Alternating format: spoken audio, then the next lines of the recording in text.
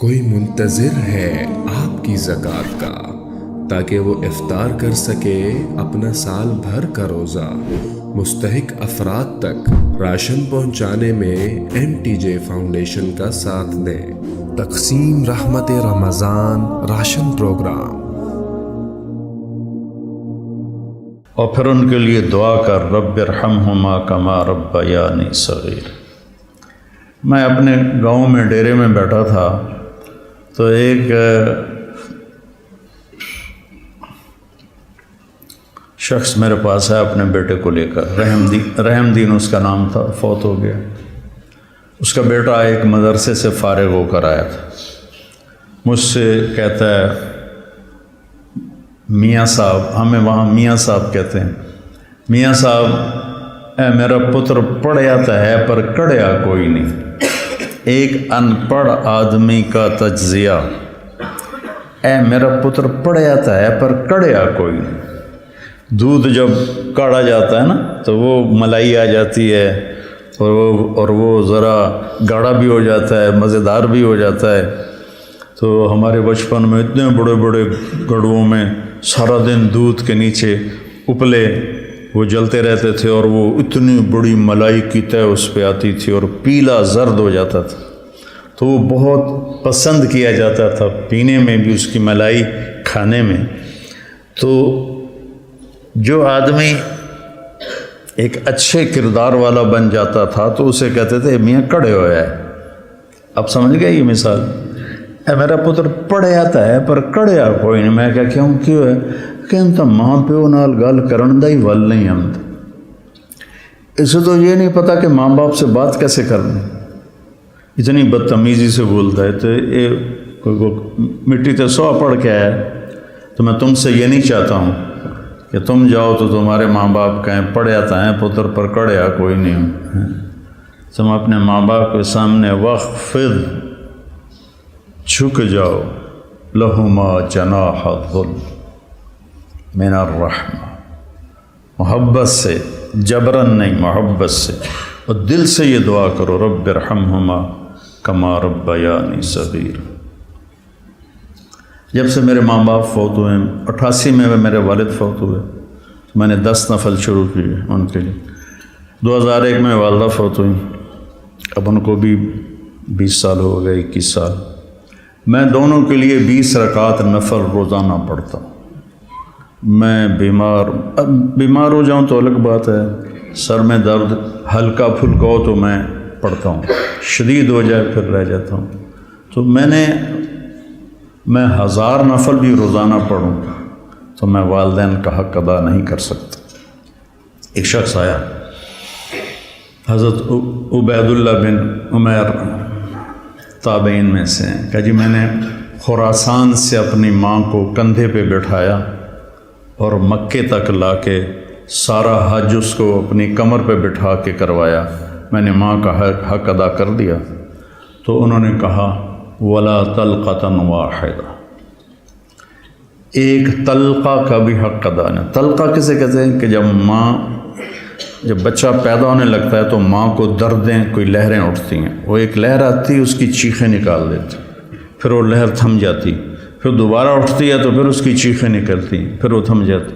ایسے گھنٹوں وہ لہریں چلتی ہیں اور وہ جو ماں ہوتی ہے وہ تڑپ تڑپ کے کہیں جاتی ہے۔ تو وہ جو بے شمار دردوں کی لہریں اٹھتی ہیں، تو انہوں نے فرمایا ابھی ایک درد کی لہر کا حق بھی ادا نہیں ہوا، ولا طلقۃ واحدہ، بھی ایک کا حق بھی ادا نہیں ہوگا۔ ایک شخص نے اپنی ماں کو حج کرایا پیدل، اور طواف میں تھا تو عبداللہ بن عمر نظر آ گئے، تو طواف سے فارغ ہو کر کہنے لگا جی میں نے ماں کو پیدل حج کرایا ہے۔ وہ کافی لمبا سفر ہے اور اس وقت پہاڑ تھے، نہ سرنگیں تھیں نہ راستے تھے، پہاڑ تھے۔ تو میں نے ماں کا حق ادا کیا، تو ان کا ولا زفرۃ واحدہ، کہ تیری ماں تجھے اٹھاتے ہوئے تھک تھک کے جو لمبے سانس لیتی تھی، یہ زفرہ ہے، کبھی ایک سانس کا بھی حق ادا نہیں۔ حضرت عمر کے پاس ایک شخص آیا، جی جیسے میری ماں نے میرے کپڑے دھوئے میں دھوتا ہوں، میرے پخانے دھوئے پخانے دھوتا ہوں، پیشاب دھوئے پیشاب دھوتا ہوں، مجھے کھانے کھلائے میں کھانے کھلاتا ہوں، میں نے ماں کا حق ادا کر دیا۔ تو حضرت عمر نے کہا نہیں۔ کہا کیوں؟ کہا وہ جب تجھے پالتی تھی نا، تیرے پیشاب پخانے دھوتی تھی، تیری زندگی کے لیے دعا کرتی تھی، اور تو جب اس کے لیے یہ مشقت اٹھاتا ہے تو کہتا ہے یا اللہ جلدی بولا، اللہ تھک گیا، تو نے ماں کا حق ادا نہیں کیا۔ تو کہنا میرے نبی نے تمنا کی، میری ماں مجھے پکارتی تو میں نماز کے اندر کہتا لبیک۔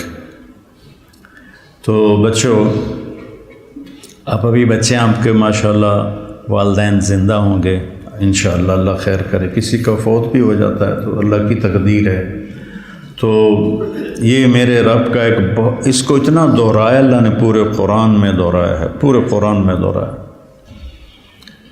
کہ اپنے ماں باپ کے ساتھ وہ جو وصایا ثلاث ہیں، اللہ تشرکوا باللہ شیئا وبالوالدین احسانا، وہاں بھی سورہ انعام میں 3 وصیتیں قرآن میں آتی ہیں۔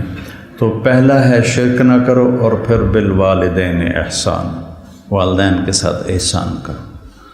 احسان ہوتا ہے کسی کام کو سب سے اعلیٰ درجے پر کرنا، اس کا نام احسان ہے۔ هل جزاء الاحسان الا الاحسان، تو اللہ پر کوئی احسان تو نہیں چڑھایا ہم نے۔ هل جزاء الاحسان کہ تم نے میری اطاعت کو بہت اعلیٰ درجے پہ پورا کیا، تو اب میری طرف سے تمہارے اوپر بھی بہت اعلیٰ درجے کا صلہ آئے گا، اور وہ جنت ہے۔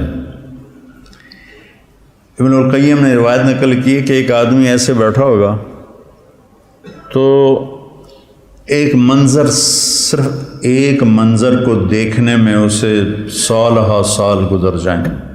70 سال کا مطلب ہوتا ہے بہت زیادہ، وَإِن تَسْتَغْفِرْ لَهُمْ 70 مرة، پتہ نہیں کتنے سال وہ ایسے بیٹھا اس میں گم مزہ لیتا رہے گا، مزہ لیتا رہے گا، مزہ لیتا رہے گا۔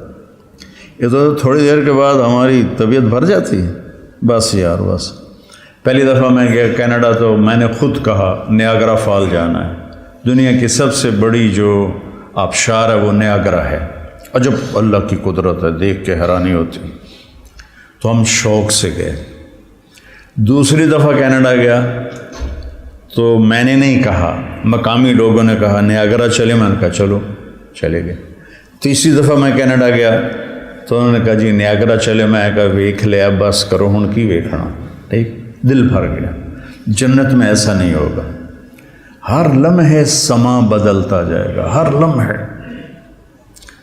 هل جزاء الاحسان الا الاحسان، تو لہذا اس میں گم ہو کے مست ہو جائے تو اللہ کہیں گے میرا بندہ ایک ہی چیز میں گم ہو گیا، اسے کوئی اور مزہ کراؤ، اسے کوئی اور مزہ کراؤ، تو ایک دم اس کے کندھے پہ ہاتھ لگے گا ایسے، جو یوں مڑ کے دیکھے گا تو ایک لڑکی ہوگی اس کو دیکھتے پورا یوں مڑ جائے گا، وہ کہے گی امالک فینا من رغبت،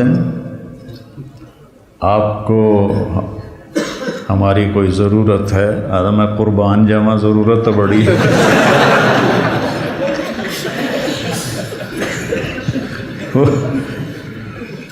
وہ کہے گا تو ہے کون، تو میری جنت میں سے نہیں ہے؟ تو وہ کہے گی انا من اللواتی قال اللہ تعالی ولدینا مزید، میں ان میں سے ہوں جن کے بارے میں تیرے رب نے کہا ہے صرف ایک دفعہ دینے کے بعد بس نہیں کروں گا، ولدینا مزید، دیتا ہی جاؤں گا، دیتا ہی جاؤں گا، دیتا ہی جاؤں گا۔ هل جزاء الاحسان الا الاحسان، تو وبالوالدین احسان کہا ہے، خدمت نہیں کہا، اچھا سلوک نہیں کہا، سب سے اعلیٰ درجے کا جو سلوک تم کر سکتے ہو کرو۔ میرے والد تبلیغ کے مجھے گھر سے نکالا تو قائل کیسے ہوئے؟ جب میں رائمنڈ سے آتا تو ان کو جسمانی خدمت کرتا تھا، حالانکہ نوکر ہوتے تھے، دبانے والے، تیل لگانے والے، سارے کام کرنے والے، لیکن جب وہ رات کو لیٹتے تو میں نوکروں کو بھگا دیتا اور میں اکیلا ان کو دباتا تھا، پھر ان کے سر میں تیل لگاتا تھا۔ اس خدمت نے ان کے دل کو رام کر دیا، کیونکہ پہلے میں ذرا گستاخ تھا، بدتمیز تھا. تو گھر میں جو دعوت ہے وہ اخلاق سے چلتی ہے. وہ یہ نہیں کہ آپ بیوی کو بٹھا کے دعوت دینا شروع کر دو گے، بیگم دنیا فانی ہے.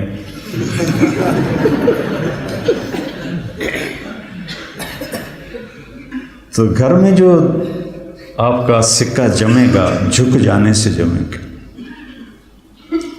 ماں باپ کے لیے چائے بناؤ، کپڑے دھو، ان کو دباؤ، ان کے سر میں تیل لگاؤ، ان کی آنکھ کا اشارہ سمجھو، تو میں سمجھوں گا کہ آپ نے صحیح قرآن پڑھا ہے. اور رشتہ داروں میں بھی زبان سے دعوت نہ دیا کرو، اپنے اخلاق سے. چونکہ رشتہ دار سب سے مشکل ہوتا ہے تعلق قائم کرنا رشتہ داروں میں. جب بھی تو اللہ نے اتنی آیات اتاری ہیں اور اتنی احادیث ہیں، تو اس میں سب سے مشکل ہوتا ہے رشتہ داروں سے تعلق قائم کرنا، کہ وہ رویے ٹکراؤ ہوتا ہے. تو اس میں آپ کے اخلاق، آپ کی تواضع، آپ کی عاجزی، کوئی ان میں سے بدتمیزی کرے تو آپ کا برداشت کرنا عموماً، اور والدین خاص طور. لیکن اس میں ایک بات کی احتیاط رکھنی ہے کہ کل کو اللہ آپ کی شادی کروائے تو شادی بیوی کے معاملے میں احتیاط کرنی ہے. آپ کے ماں باپ کا آپ پر پورا حق ہے، لیکن آپ کی بیگم پر ان کا کوئی حق نہیں. میں بچیوں سے بھی کہتا ہوں کہ تم اپنے ماں باپ کو چھوڑ کے آ گئی ہو، اب اپنے خامد کے ماں باپ کو اپنے ماں باپ بنا دو. اور خامد کے ماں باپ سے کہتا ہوں کہ تم نے اپنی بیٹیوں کی شادیاں کر کے روانہ کر دیا اور تمہاری حویلی خالی ہو گئی بیٹیوں سے، تو تم ایسا کرو کہ یہ جو بہو آئی ہے اس کو اپنی بیٹی بنا لو.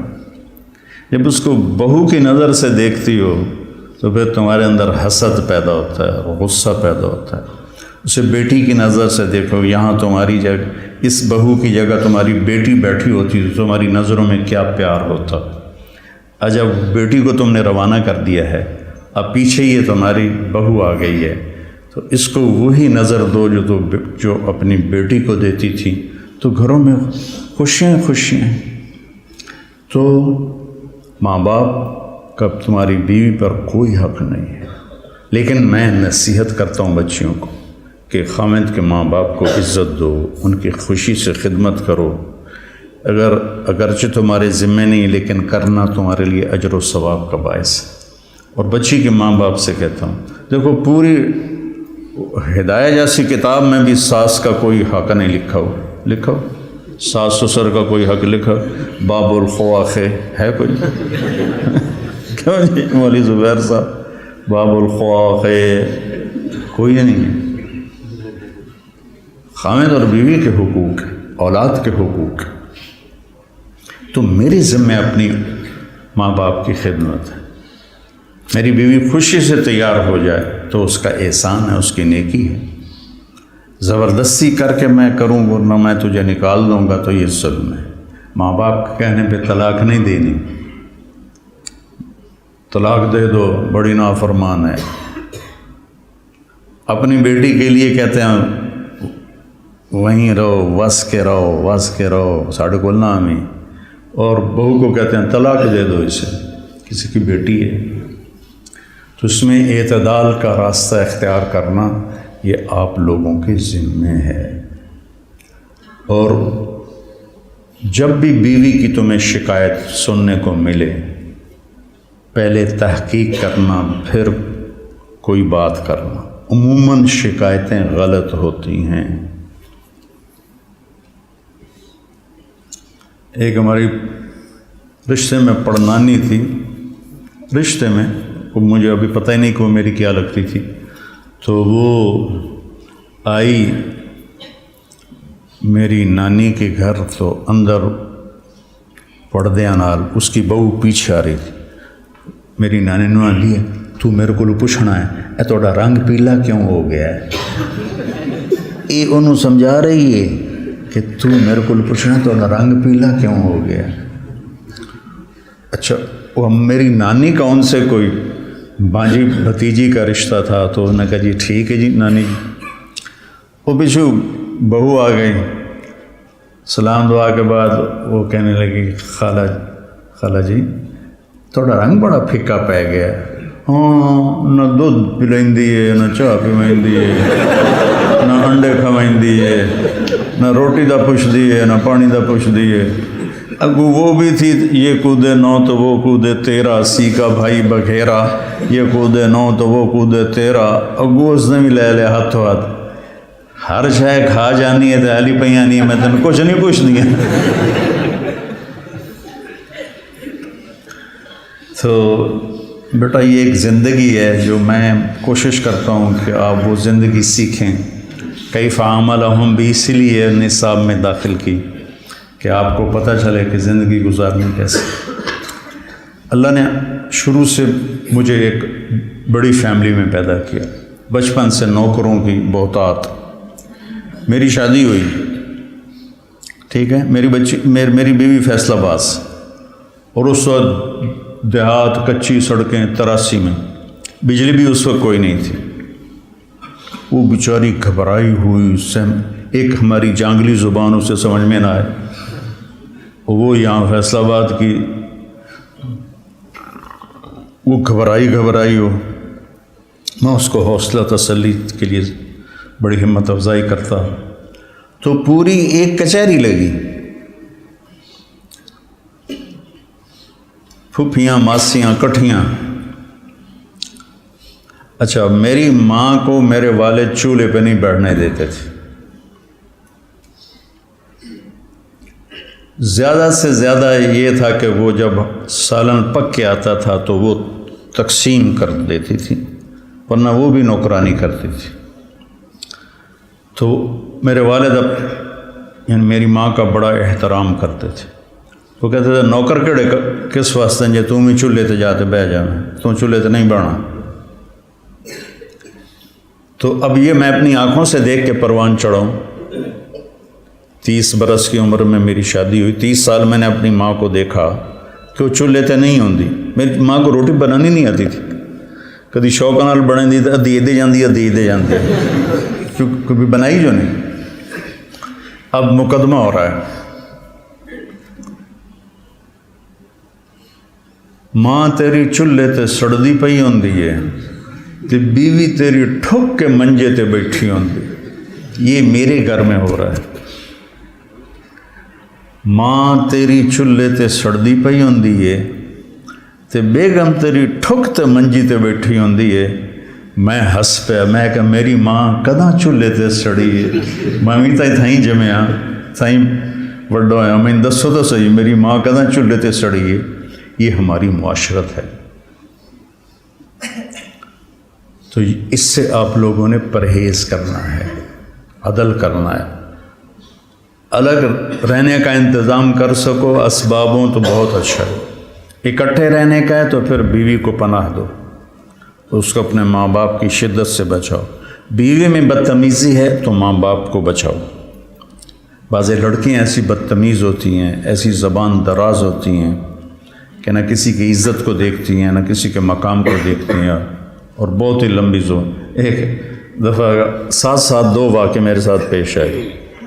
ایک عورت، ایک دوست نے کہا کہ ایک خاتون آپ سے ملنا چاہتی ہیں، اس کے خامند کھرب پتی ہیں، کھرب پتی، کہ ملا دو۔ وہ آ گئیں، 50 سال پلس ان کی عمر تھی، تو بیٹھتے ہی رونے لگیں۔ ایسا ہوتا ہے ابھی پہلے کوئی دکھڑا سنائے پھر وہ بیٹھتے ہی رونے لگے کہ لوگ سمجھتے ہیں میں بڑی خوش قسمت ہوں، بڑے مالدار کی بیگم ہوں، لیکن میں اس دولت کو کیا کروں، میرے خامند کا سلوک ہی اچھا نہیں میرے ساتھ، تو میں اس دولت کو کیا کروں۔ ٹھیک، اس سے کوئی چند ہفتے بعد میں کراچی جا رہا تھا، جہاز میں ایک نوجوان بڑا خوبصورت میرے پاس آ گیا، کہنے لگا مولانا صاحب اللہ نے مجھے سب کچھ دیا ہے، رزق دیا ہے، گھر دیا ہے، دولت دی ہے، لیکن میں اپنی بیوی سے اتنا تنگ ہوں، اس کی 30 فٹ لمبی زبان ہے۔ میں کہا 29.5 فٹ کٹ دے، باقی 6 انچ منہ چڑھا۔ اس کی 30 فٹ لمبی زبان ہے. تو ایک بیوی کی بدتمیزی سے پریشان ہے، ایک خامند کی بدتمیزی سے پریشان ہے. اس لیے بعض اوقات جب بے جوڑ شادیاں ہو جاتی ہیں تو ماں باپ کہتے ہیں نبھاؤ. طلاق کس لیے ہے؟ طلاق اس لیے ہے اگر خامد بدتمیز ہے تو ان کی عادت نہیں بدلے گی، بچی کو فارغ کرا لو. بچی بدتمیز ہے تو اپنے بچے کو ذلیل نہ کرو، فارغ کرا دو. اللہ نے طلاق اس لیے رکھی. تو میرے عزیزو، یہ زندگی کے اسباق ہیں جو اتنے ہی ضروری ہیں جتنے ہم باقی اسباق کو پڑھتے ہیں.